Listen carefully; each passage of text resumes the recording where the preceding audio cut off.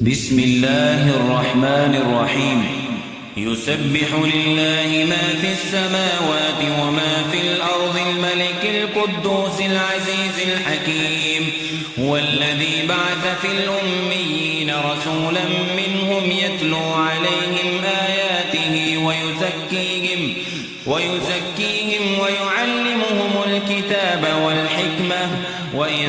كانوا من قبل لفي ضلال مبين وآخرين منهم لما يلحقوا بهم وهو العزيز الحكيم ذلك فضل الله يؤتيه من يشاء والله ذو الفضل العظيم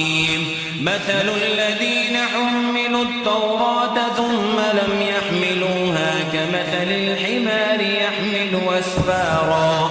بئس مثل القوم الذين كذبوا بآيات الله والله لا يهدي القوم الظالمين قل يا أيها الذين هادوا إن زعمتم أنكم أولياء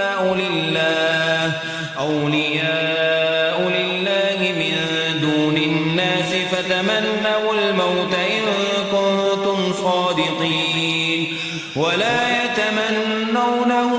أبدا بما قدمت أيديهم والله عليم بالظالمين قل إن الموت الذي تفرون منه فإنه ملاقيكم ثم تردون إلى عالم الغيب والشهادة فينبئكم بما كنتم تعملون يا أيها الذين آمنوا إذا نودي للصلاة من يوم الجمعة فاسعوا إلى ذكر الله وذروا البيع ذلكم خير لكم إن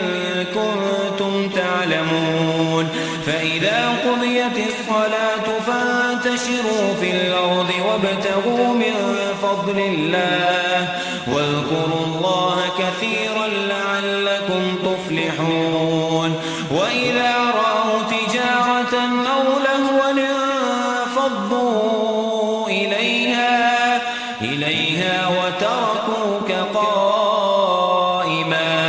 قل ما عند الله خير